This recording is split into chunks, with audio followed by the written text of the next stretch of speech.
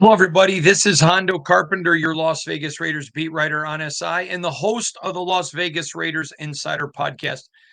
I am super excited to be with you today because we're going to get into um, uh, the three biggest changes in the Raiders that I believe should lead to major optimism among the fan base. One of the advantages that I have in what I do is I certainly care about the team. I want the team to do well. I have a vested interest in that, but I'm not a fan, so I'm not emotionally attached. I can like a guy, but I'm still going to like him. Like, give you an example, Josh Jacobs. I really like Josh. I think he's a really good kid. I totally, though, was able to see the team's perspective where he's injured 25% of the year, and they thought they had a deal and why Josh went elsewhere. So it wasn't like I was in a position to need to attack anybody. I could see both sides. I think that helps a reporter um, to have that, not being a fan, but certainly every reporter has a vested interest. The team you cover, you want to do well because it's A, easier to cover a team that's succeeding, and B, there's more interest. But there are three legitimate reasons, or three of the biggest, of why I think there should be optimism in Raider Nation right now, and why I think that the Raiders are righting a ship. Over the 6 seasons that I've covered this team, there have been times they've had certain things in place, but not others. Then there have been times they had some things in place and not others, and it's the juxtapose. And this is the first time that I've really seen the Raiders in alignment. So let's start with number one. Every single thing um, that I have ever been taught, going back to my father, who was a successful businessman, was every single thing rises and falls on leadership. Everything. You go to a local I don't even know what they call them, but not a supermarket, not like a big grocery store, but like a local small little place on the corner. You know, you go somewhere and you stop in and they may have gas, but it's a little market. Sorry. That place rises and falls on leadership. Why are some so successful and others not? Why have so many people tried to replicate what Sam Walton did with Walmart, but it fails because they don't have Walton's leadership? Every single thing, families rise and fall on leadership. Football teams rise and fall. I have had more fans say to me over my career, decades, you talk too much about leadership. Doesn't matter. You got good players. I've seen teams with really good players that had terrible leadership. I'm going to give you a story that I think you'll love. I was talking with a former A's player. Remember when Reggie Jackson, some of you aren't old enough to remember that, but Reggie Jackson and the A's, when they were they were so good. And I was talking to a player then, and I talked about team unity. He goes, team unity? We had a lot of guys on the team that didn't like each other. He goes, it wasn't like we were all going out for beers afterwards. But we had great leadership and everybody followed the leaders. Didn't mean everybody liked each other. And I learned a great lesson there. And over the years, I've noticed it multiple times. We're not talking about guys being buddies, but everything rises and falls on leadership. Why do some youth sports teams succeed and not? It's because usually they have very good coaching who understands how to coach the kids. This is why one of the things I'm fascinated to watch this year. I think Bill Belichick's a really good leader. But how is he going to relate with college kids? It's a different type of leadership. Will he be able to adjust? Some people can, some people can't. I'm looking forward to it. I'm really looking forward to watching that, having a front row seat to that. But every single thing rises and falls on leadership. So let's start right at the top with Mark Davis. And number one, we're talking about leadership. I think Mark made a lot of mistakes when he took over with the Raiders. And I have been very open about that. But I also think, and I know this is sacrilegious and makes people mad, and I'm not trashing him. I think that was Al Davis's fault. Whether you like Jerry Jones or not, his son Steven is involved in the process. So when Jerry moves away from football, Steven at least has a very good base of which to take over the Dallas Cowboys. Same principle up in Cincinnati, which I think is one of the worst franchises. When you look at what Mr. Brown has done, bringing his and training his daughter, who I think has a really good shot at being a good owner. I think she'll do some things different than her dad. But whether she does or not, you can say that the franchise is cheap, and that's an opinion, but there's stability there. And Mark Davis, in my opinion, floundered early because his dad didn't pour into him to prepare him. Now, lest anybody thinks I don't think the world of Al Davis, Matt Millen is a dear friend, and Matt loved him like a father. So let's just make this really, really clear. I think Al Davis is a transformational American icon, not just football, not just sports, not just the NFL. He is an American icon. But none of us are perfect. None of us are. Myself, probably the chiefest of the imperfect. But the point was, he failed in preparing Mark. So Mark all of a sudden is given this major iconic franchise. And Al's leadership style was not a normal leadership style. So he took over I'll use it this is a great example. I have a friend who is a very successful attorney, not John Shop, but a guy who's a very successful attorney. And his son graduates from law school, comes to work for him. So my buddy is on a vacation out of the country, and he calls his son and says, "Hey, I need you to address this." His son goes in and goes, "Dad, your desk is a complete total mess. I have no idea where the file is." And his dad's like, "What are you talking about?" It tells him right where it's at. Son can't find it. His father's leadership style was very chaotic, even though he owned a very, very large firm. Not how the entire firm ran, but how his personal office and desk ran was very chaotic. And his son was very, everything's in a spot. My desk is spotless, just different types. Al's leadership style, not at the end, but for a long time worked for him, which was a little bit chaotic. And so Mark not only comes in, now he's got to take over a team that's been a little bit chaotic. And it took a while for him to find his sea legs. But he did an amazing job getting the Raiders to Vegas, which his dad never did, without a lawsuit. Best stadium in the NFL, best facilities, bar none in the NFL, into a state with no income tax, which helps in recruiting free agents in a major way. Mark gets it aligned. Okay. So then Mark goes and thinks, we gets it to Vegas. There's been a lot of mistakes pre-Vegas, but then what's he do? He brings in John Gruden and says, "Here's a 10-year deal. Go give my franchise stability," because Mark understood what his weaknesses are. When Mark finally grasped that, I don't think he didn't know, because he's not stupid in the least bit. Mark is extremely smart. And the more I've gotten to know him, I have immense respect for his brain. But he knew, okay, I don't get this anymore. I can't do this. The football part, I'm going to go get John. So he goes and gets John Gruden, gives him a 10-year deal, unprecedented, spends the money. And as you heard Mark say, the NFL cut his head off.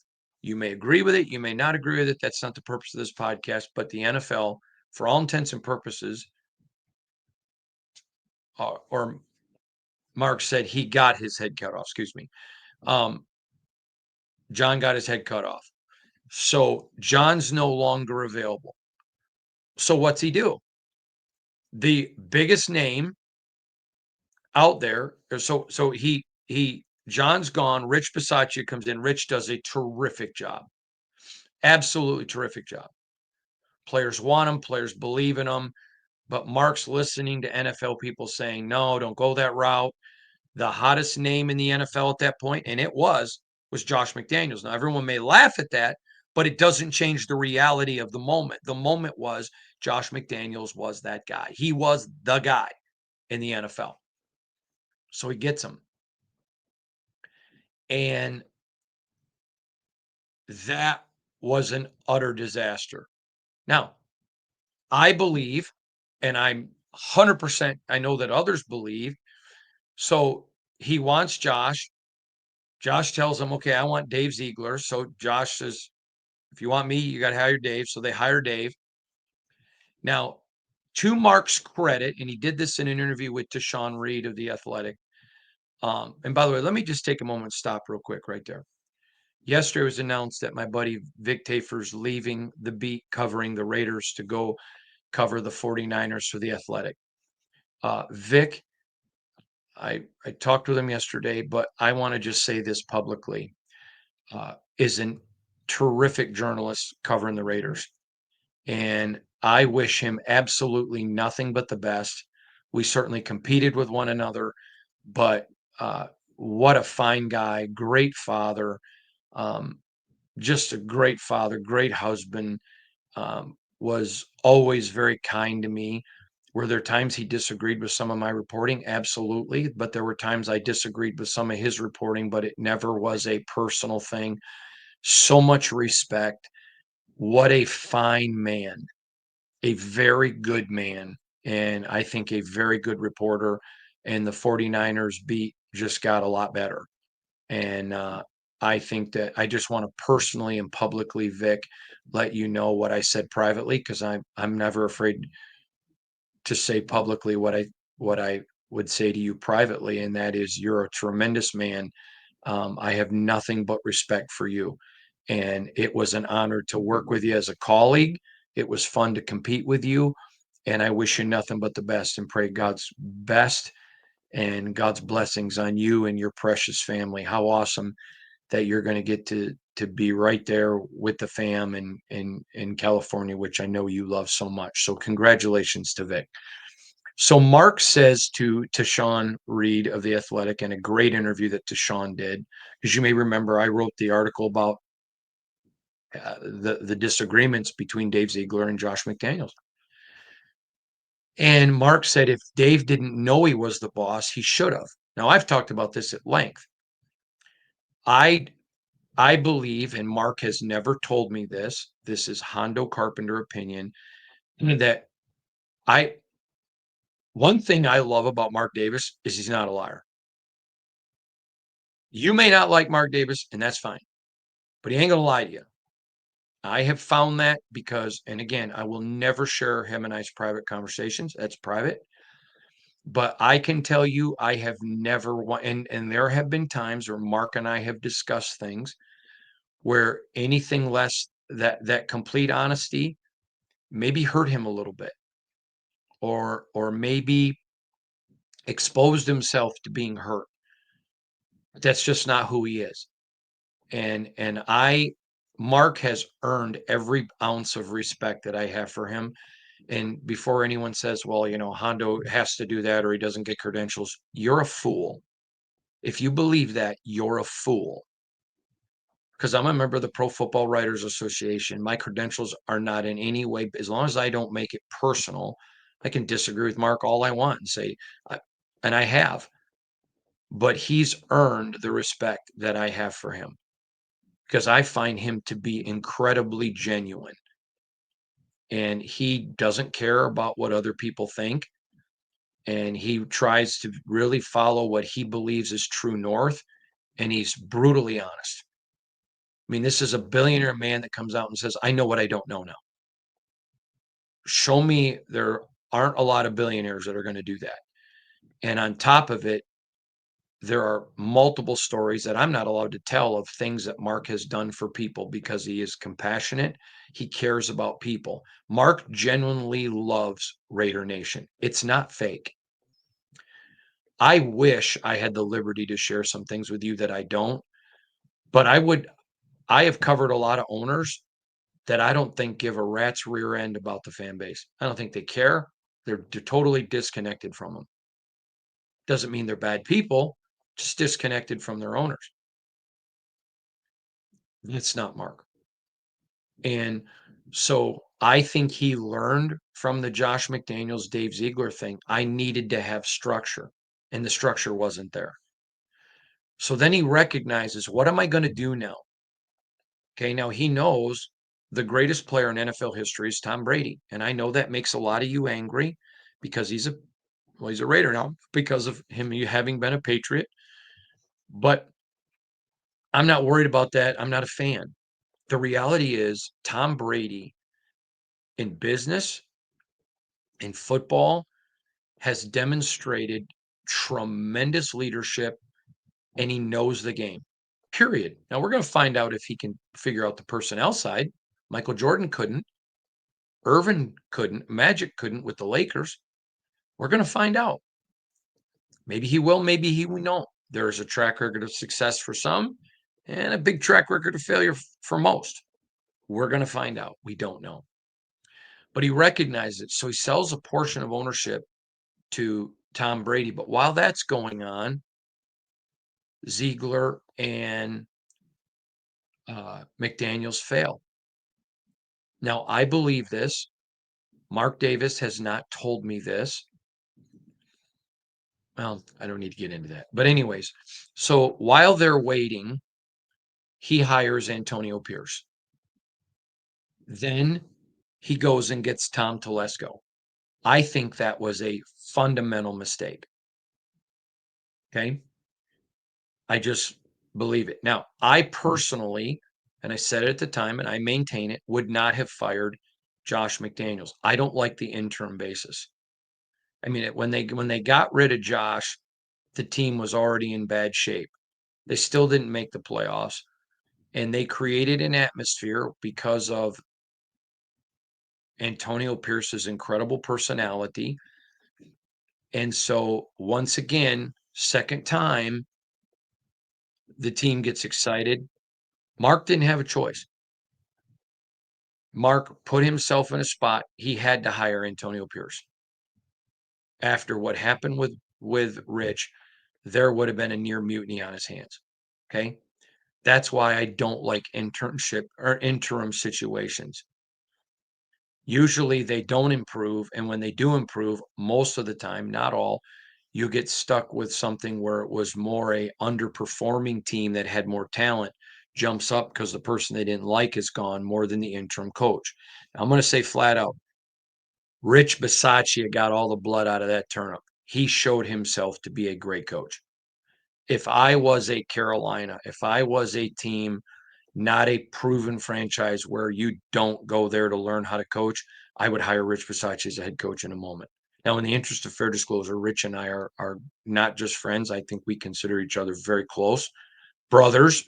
I love Rich and would do anything in the world to help him. But I'm not saying that because of it. I genuinely love and care for Josh McDaniels. I think he is a very good man. I would never hire him as a head coach, but I think Josh McDaniels is a very good man. Same principle. So they know now it didn't work. It was not Telesco's fault. Telesco inherited the situation. So now they bring in Tom Brady. Tom Brady now is approved by the NFL, and they're like, listen, we got to do this. We got to get everything in alignment. Mark Davis now to Tom Brady's in alignment. Now, Tom does not have a title other than minority owner. If I had to give him one, I would call him the overseer of football operations. That is the term that I would use. That's a Hondo invention. But I can tell you, Tom Brady, nothing happens in football in a macro perspective, meaning a bigger perspective that doesn't go through Tom Brady. Tom Brady's not going to sit there and tell Pete Carroll what plays to call or whatever. He's not a micromanager, but he is going to certainly oversee the general direction. He may say, I want to go from point A to point B, but y'all figure out on the map how you're going to get there, which is great. That's exactly what you want in that position. Then they go and get Johnny Spytek, the whiz kid, a guy that I have followed and known for 20 years.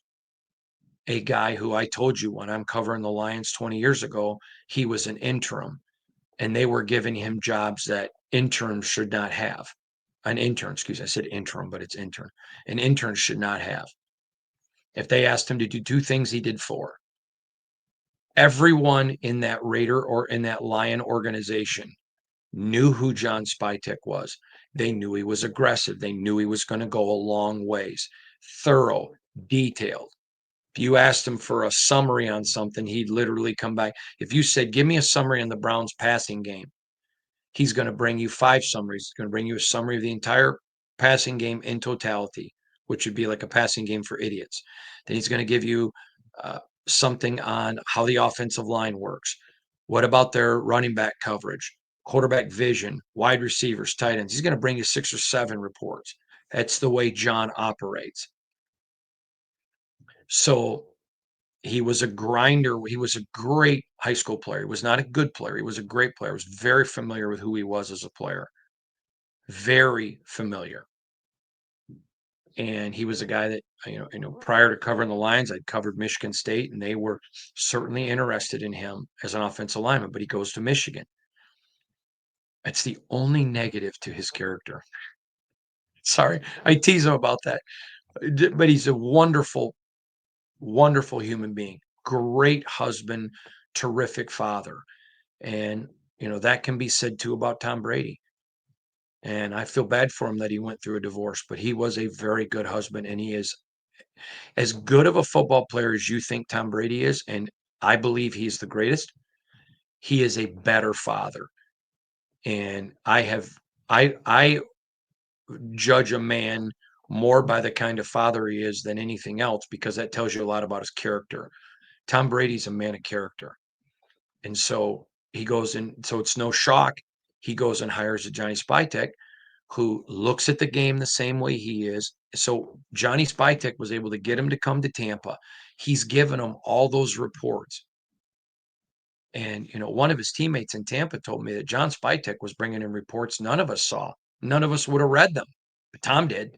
Tom knew everything about every opponent. One of his teammates in New England told me that everyone knew Tom was the best player. Bill Belichick was the hardest player on him. Tom was the hardest on himself, and Tom was consuming information. I heard a story one time about Tom, and I don't think the person would mind me telling this story, but it was Brian Hoyer told me. I don't think he'll mind, so it wasn't a private thing. But Brian told me this story that they're in practice, and the first and second string are on the sidelines. It was basically third stringers, guys trying to make the team in training camp. And this defensive tackle comes off the field, and Tom Brady's like, "You did this wrong. You got to do this, this, and this." And he said it hit everybody. He's caring about the third string defensive tackle, and he's the quarterback telling the third string defensive tackle what he's doing wrong because he knew his assignment. Okay. Johnny Spytek's the same way. So now there's alignment. Mark Davis, Tom Brady, Johnny Spytek. Everybody's on the same page. Now, I'm going to be writing about this in a couple of weeks, but John Spytek brings one thing to the table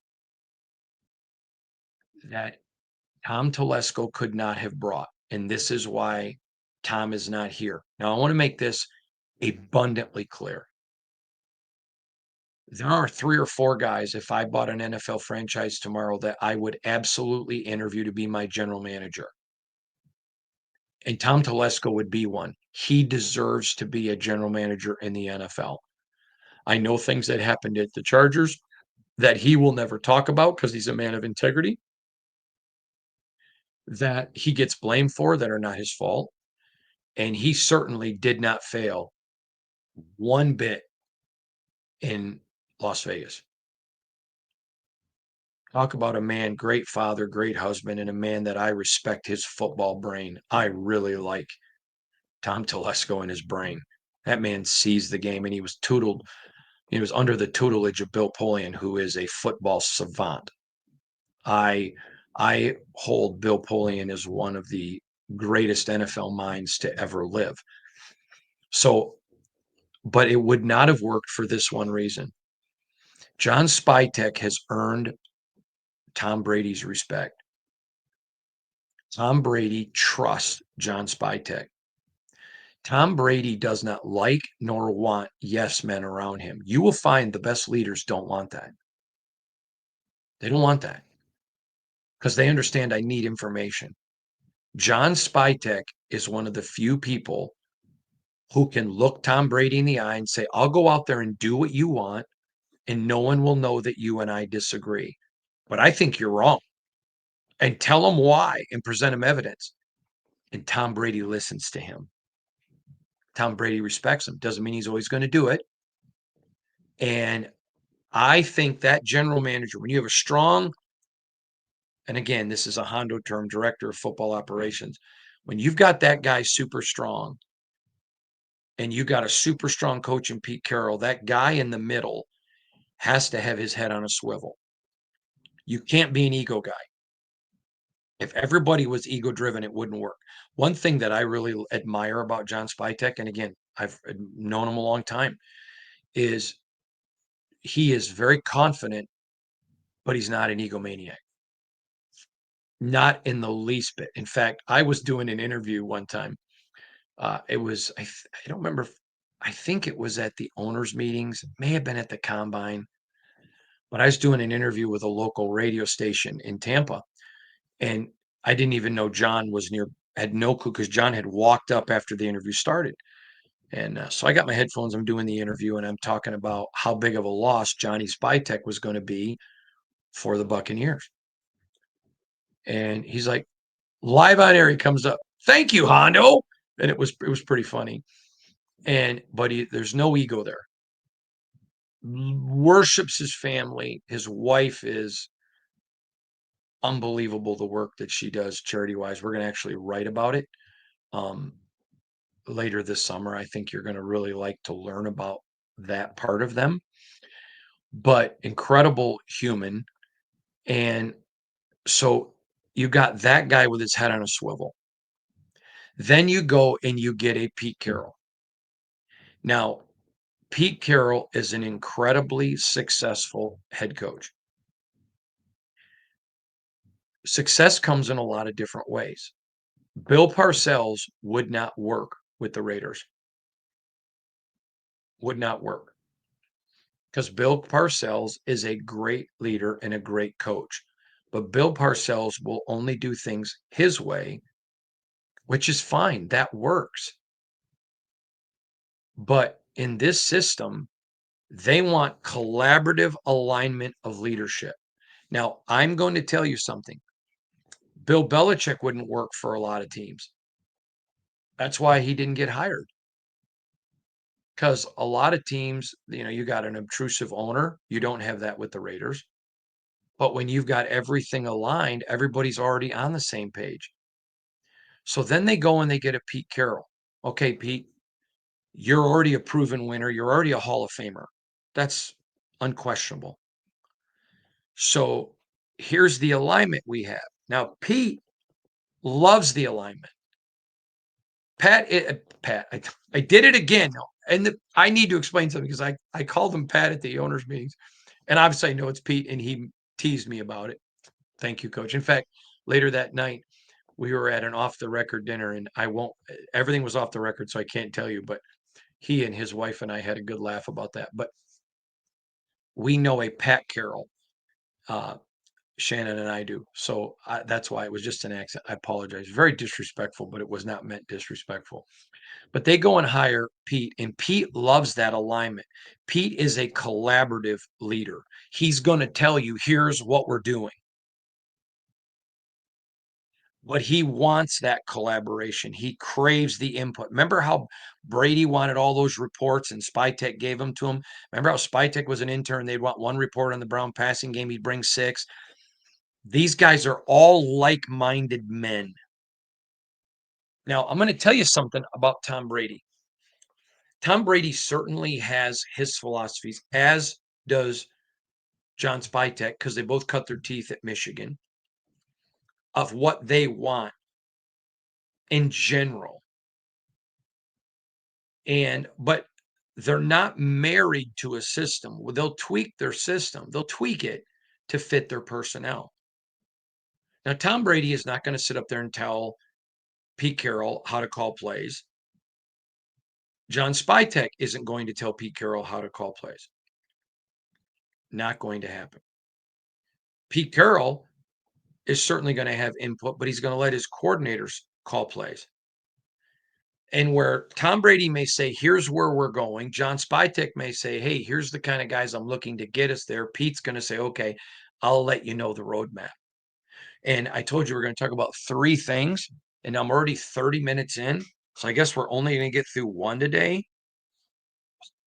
I'm so sorry. But point number 1 on the 3 reasons of why I am 100% convinced there should be optimism is for the first time in the 6 years that I've covered the Raiders, and certainly going back, I believe, 20 years, or 20 years in totality. I think you can go back that far. I think for the first time, everything rises and falls on leadership. And identity now it is on the same page. For the first time since I've covered this team, there were some things that Tom Telesco probably would have liked the Raiders to do last year that Antonio Pierce was hired before him. And you don't want a GM telling your coach what to do. This is why the hiring of Spytek and then everybody in the collaborative process, bam, Pete Carroll is the guy. And it works now. I don't blame last year's failure on Tom Telesco one bit. But that's reason number 1 for optimism. Tomorrow, hopefully we'll get through 2 and 3, but for sure 2 tomorrow. On the first reason of why I think there should be pure optimism in Raider Nation. I want to thank you all for joining us today. I greatly appreciate you and wish you nothing but the best. God bless all of you. Thank you for being with me today.